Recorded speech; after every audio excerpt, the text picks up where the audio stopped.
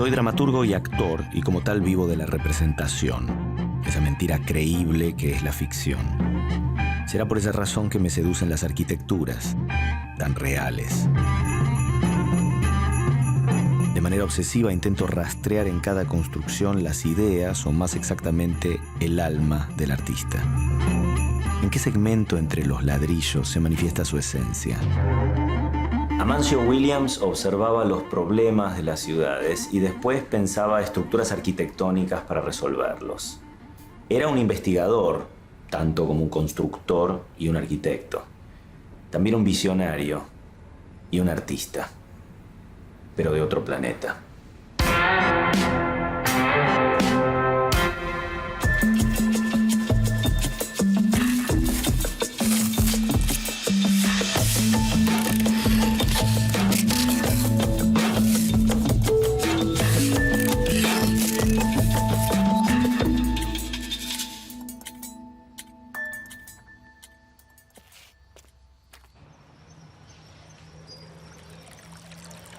¿En cuántos lugares diferentes se puede levantar una casa? A todos los imaginados hay que sumarle uno más.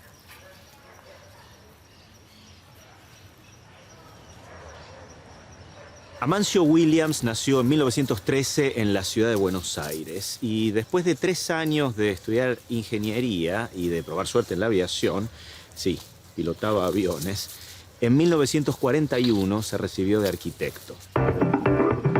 Un año después, su padre, el compositor de música clásica Alberto Williams, compra este terreno en la ciudad de Mar del Plata. Son 2 hectáreas que estaban atravesadas por el arroyo Las Chacras. ¿Quién iba a construir la casa? El joven Amancio, que estaba recién recibido. Y de toda la extensión del terreno, Amancio Williams decide construir la casa de su padre sobre el arroyo. Eligió como base un arco.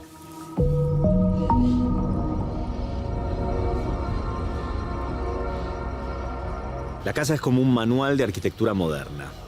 Ornamentos, 0. Es compleja. Se nota que Williams utilizó los avances tecnológicos de la época para trabajar con los materiales más modernos de su tiempo. El hormigón armado, con su alma de hierro, es fácil distinguirlo porque Williams perseguía la honestidad de los materiales. Nada está recubierto.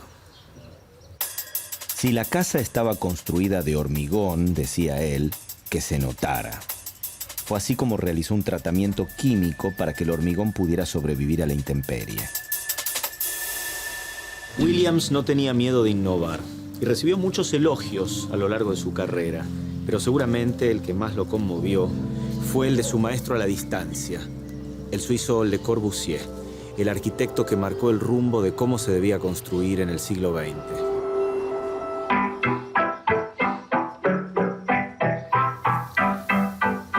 Así comenzó su carrera, con esta genialidad arquitectónica. La casa en sí no es tan grande como parece. Tiene 9 metros de ancho por 27 metros de largo y 6 metros de alto. 3 y 3.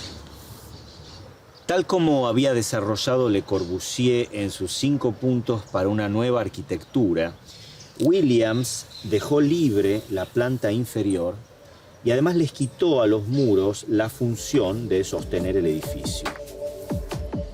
Por esa razón, incluyó el ventanal longitudinal que recorre todo su frente y que da una sensación de contacto fluido con el exterior. Esa relación entre el afuera y el adentro, separados solo por la transparencia de un vidrio, es otro de los principios que proponía Le Corbusier para la arquitectura moderna.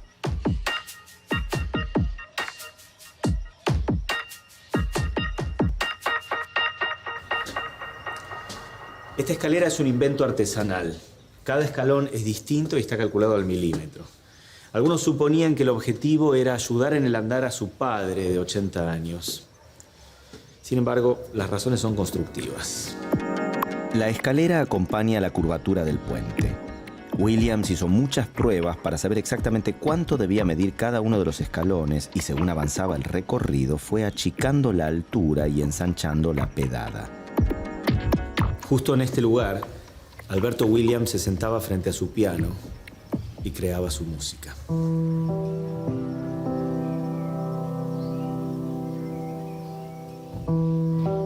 Williams construyó una casa a la altura de la inspiración de su padre, que era un músico muy prestigioso.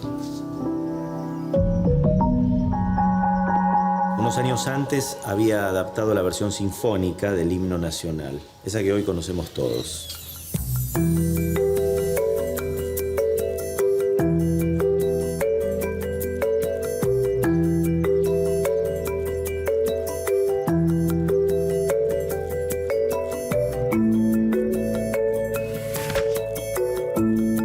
La casa está dividida en 3 sectores. El espacio público está orientado hacia el norte. Incluye salones, áreas de lectura y un comedor.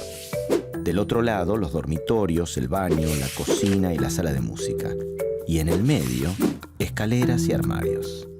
Williams padre compró un gran jardín con vegetación abundante y su hijo, el arquitecto, pensó para su vivienda una distribución espacial que respetara la naturaleza. Antes de empezar a construir, Williams tomó la decisión de no cortar un solo árbol de los muchos que había en el terreno. El efecto es claro. La casa es junto con el paisaje. Se completan.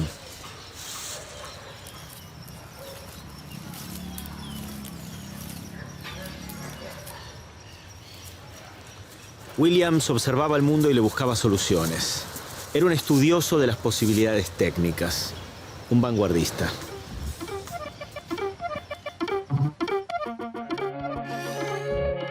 En esta casa vive Amancio Williams, un hombre poco conocido fuera de los círculos relacionados con el arte y su especialidad, la arquitectura. Claudio es el menor de sus hijos. Tal vez él sea el continuador de la obra de su padre. Conoce y admira sus proyectos. ¿Y fue así? ¿Te dedicaste y te dedicas hoy día a conservar la obra de tu padre? Bueno, sí, con la ayuda y la colaboración de mis hermanos. Nosotros somos 8 hermanos.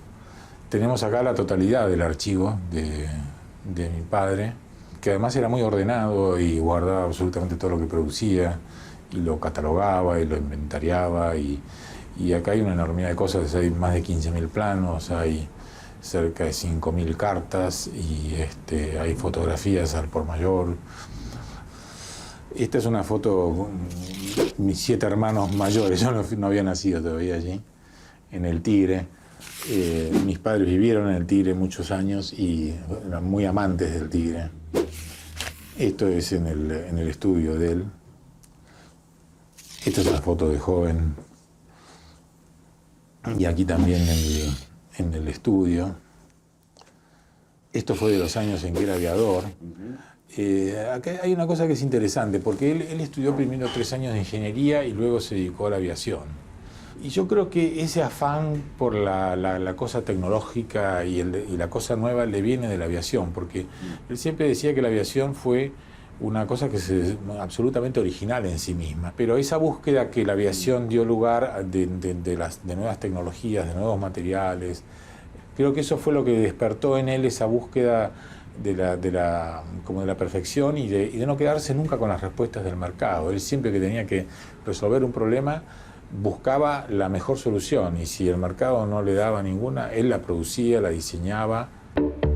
En la década del 50, Williams llegó a diseñar 3 hospitales donde los diferentes espacios quedaban interconectados. Este es otro proyecto muy original de todos los proyectos que hizo Amancio Williams, que son los hospitales en Corrientes. Y en realidad esto fue también una respuesta que él encontró al problema del clima de Corrientes. Y él ideó este sistema de techos altos, que luego lo llamó bóvedas cáscaras, que básicamente esto es un corte de esas bóvedas. Es un sistema muy liviano, de una estructura de hormigón armado, que en los bordes tiene 10 centímetros, no más, y tiene sostenido por estas columnas, que a la vez son los desagües pluviales de estos techos, ¿no? Y también estos techos permitían abrirse en algunos lugares o directamente suprimir una bóveda, y entonces eso da una cierta alternativa de iluminación y una mayor ventilación.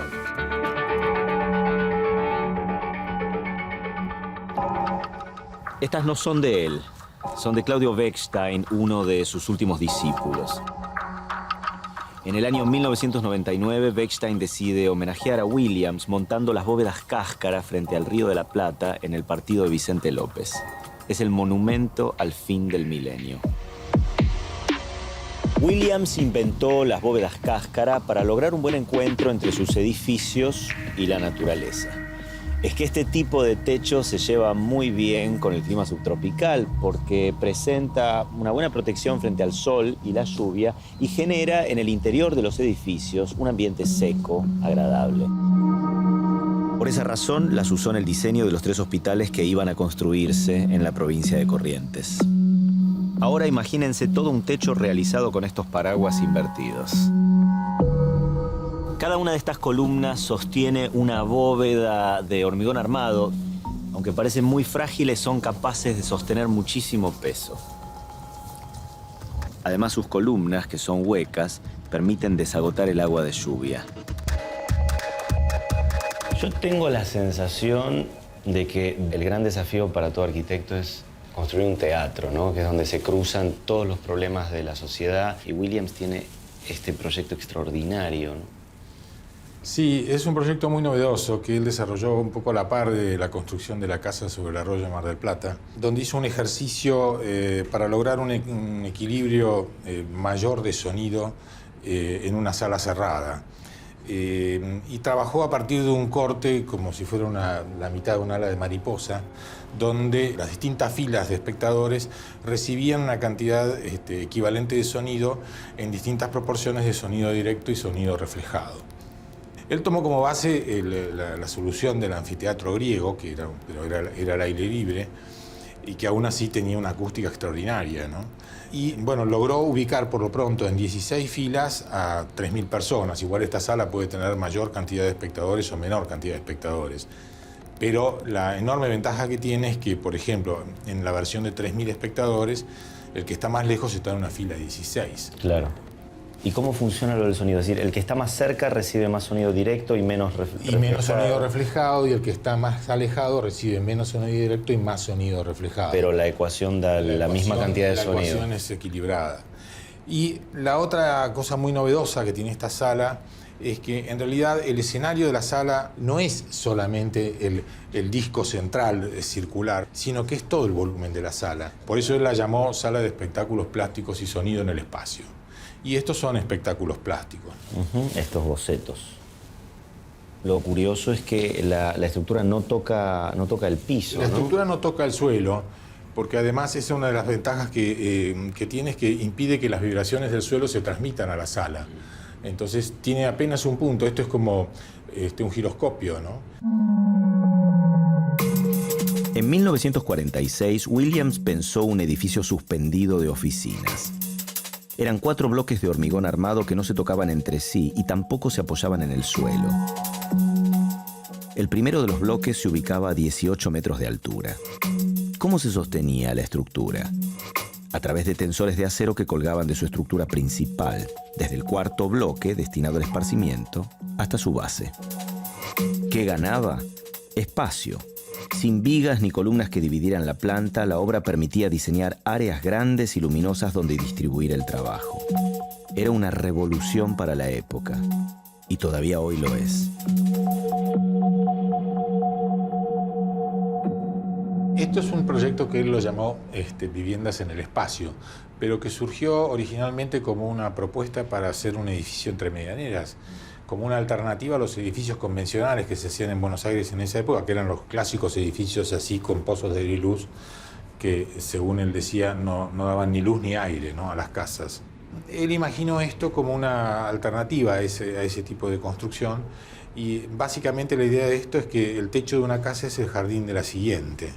Entonces, André Bloch, que fue un escultor muy amigo de Williams, francés, que trabajaba con Le Corbusier, dijo en un momento que en este proyecto el suelo se usaba 3 veces. Primero como servicios, luego como viviendas y luego como jardines. Y la realidad es que este proyecto también es una muestra de cómo se puede recuperar el suelo y mantener una alta proporción de espacio verde para los habitantes de una ciudad.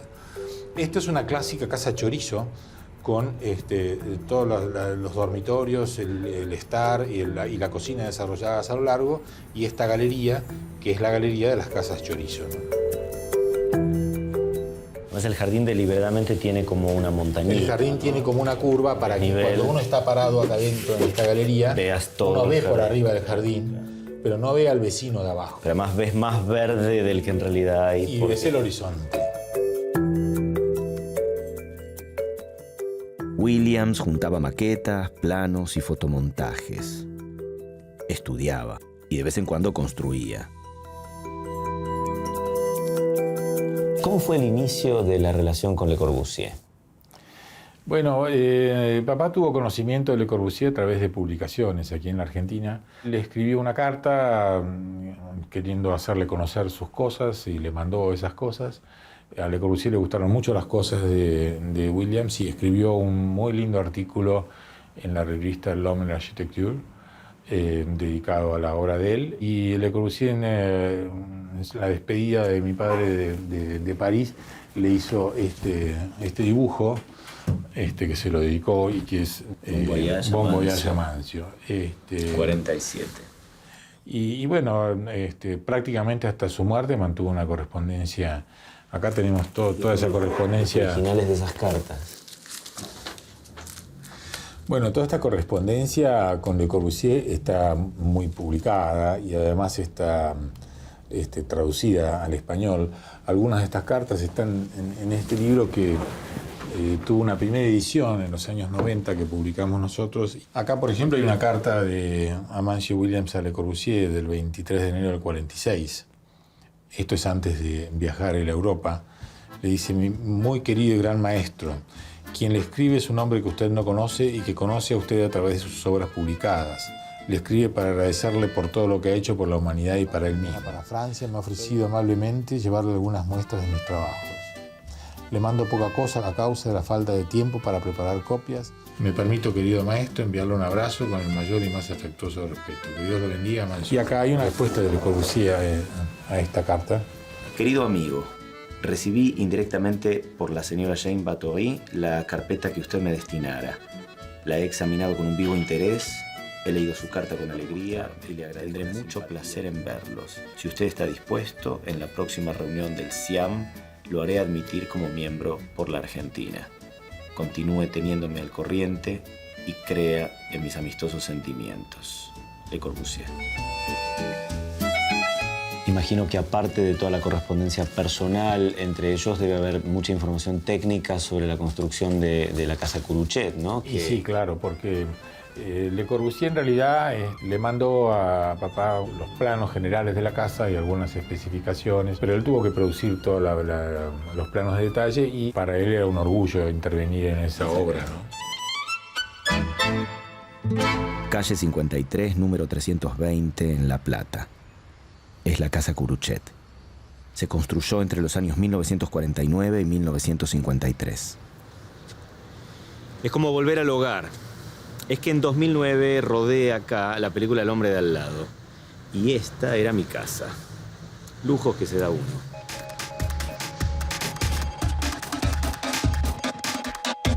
El médico cirujano Pedro Domingo Curuchet quería un espacio moderno que incluyera vivienda y consultorio. Y se la pidió al símbolo de la modernidad en arquitectura.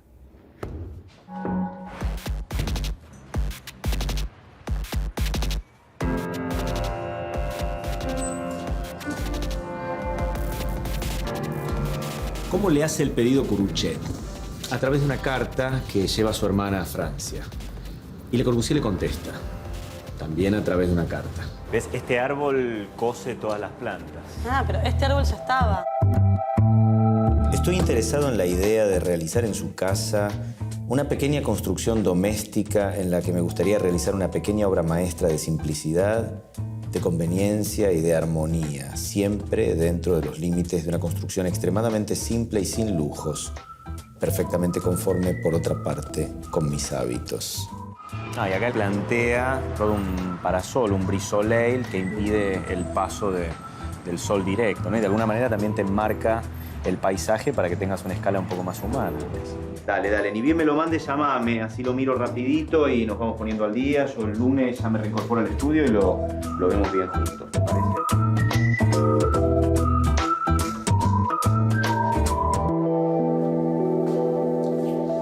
Una de las condiciones que ponía Le Corbusier era la de tener un arquitecto de confianza en el terreno. Y ahí entra en escena Amancio Williams, que aceptó sumarse al proyecto. Pero antes de empezar a construir, Williams estudió cada uno de los planos que venían de Francia. Si Le Corbusier envió 16 planos y Williams los reformuló en más de 400, debe haber en la casa Curuchet más de un detalle diseñado por Williams.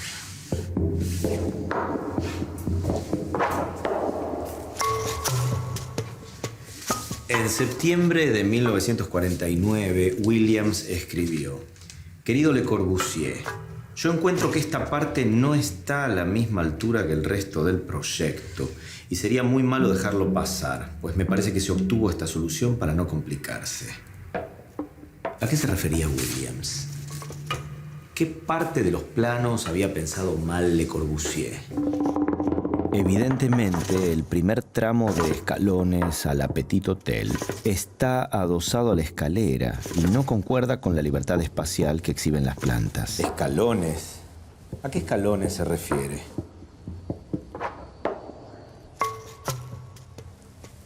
Ya sé lo que quiere decir. Yo conozco esta casa. Le envío algunos planos con otra posibilidad, con la menor transformación. La conexión con la rampa no es feliz, pero se podría estudiar más y estoy seguro que usted encontrará una solución. Es acá. Unos días después, Le Corbusier le contestó: Mon cher Williams, su crítica relativa a la entrada de la casa Curuchet está perfectamente justificada y su solución es excelente. Le propongo una mejora a su propuesta en 3 croquis: planta, sección y perspectiva. Usted puede perfeccionar la solución si es posible. ¿Cuáles son las huellas visibles de la mano de Williams en esta casa firmada o hecha por estos dos arquitectos? Bueno, la huella de Williams está por todos lados. Uno de esos lugares es en el hall de acceso. Este hall de acceso es completamente vidriado prácticamente y de acuerdo al plano original que envió Le Corbusier en mayo de 1949, era con el mismo nivel de luminosidad que el zaguán de una casa chorizo, ya que Le Corbusier había tomado nota de la cantidad de casas chorizos que había en la Argentina en su visita en 1929 y le pareció que era el modo de rendirles una suerte de homenaje. O sea que esto era completamente oscuro en el plano original. Esto era una penumbra en el plano original. Entonces, en la carta que Amancio Williams le envía a Le Corbusier diciéndole que había aceptado con gran honor ser el director de la obra de él, que era su maestro, le sugiere, y es casi una impertinencia, que el lugar de acceso no está a la misma altura que el resto de la obra. Cosa que es casi una ofensa para Le Corbusier. Sin embargo, le responde que tiene razón, le da razón. Me parece que lo interesante para mencionar es que esta casa tiene una doble funcionalidad. Es una casa con estudio. ¿Qué le encargó Curuchet y cómo lo resolvieron? En los primeros intercambios de carta que hay entre Curuchet y Le Corbusier dice que acepta el encargo de esta casa a más de 12.000 kilómetros de su estudio por el interés social que le despierta el hecho de construir o proyectar la casa de un médico con su consultorio profesional. Y ambas funciones, la de trabajo y la de la casa-habitación, están unidas y al mismo tiempo separadas por 2 elementos fundamentales. El primero es la rampa. Aquí estamos, en ella. Que es donde estamos, que, digamos, por el descanso de la situación intermedia de la rampa, se accede a la casa y al final de la rampa se accede al consultorio. Y la segunda es un árbol, que es un álamo, que está plantado en un pequeño patio que separa ambas funciones, la de trabajo y la de la vivienda, y articula, que es una palabra que utilizamos mucho los arquitectos, porque quiere decir al mismo tiempo unir y separar ambas funciones principales de la construcción. ¿Cómo le habrá caído esto a Curuchet? Sus objeciones nunca fueron estructurales, todo lo contrario, ¿no? No. Él siempre estuvo feliz de que Le Corbusier le haya construido su casa, más allá de que había dificultades funcionales. Él, por ejemplo, su única queja tiene que ver con el exceso de luz.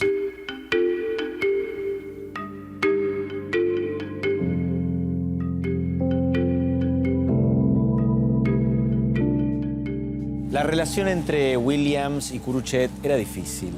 El médico estaba preocupado por los tiempos. ¿Cuándo iba a poder habitar la casa de Le Corbusier? A fines de 1949, Curuchet escribió: si la situación tarda demasiado en definirse, hasta encaro la sacrílega posibilidad de abandonar el hermoso proyecto de Le Corbusier. Pero Williams estaba estudiando los planos. No quería adelantarse a entrar en obra sin tener todo calculado. Hay una carta suya de principios de 1950. Si yo, que no voy a obtener ninguna ventaja en esta obra, pues no soy el autor de ella ni tengo ningún interés en ella, me tomo tanto trabajo por ella, por amor al arte y a todo lo que es noble, y aguanto, con cuánta más razón usted, que es el que la va a disfrutar, debe tener paciencia y aguantar.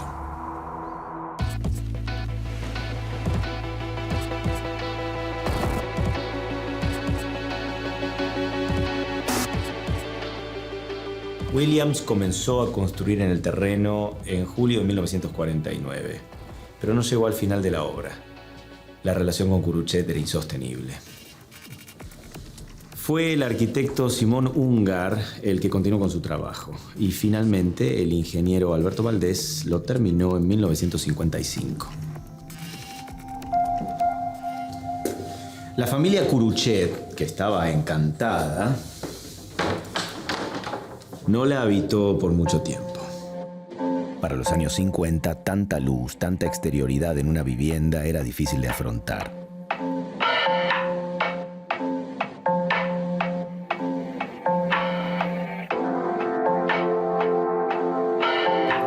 La casa Curuchet es el único proyecto que Le Corbusier concretó en la Argentina. Pero si hoy la visitan miles de personas, es porque tuvo también el mejor de los intérpretes, un tal Amancio, de apellido Williams.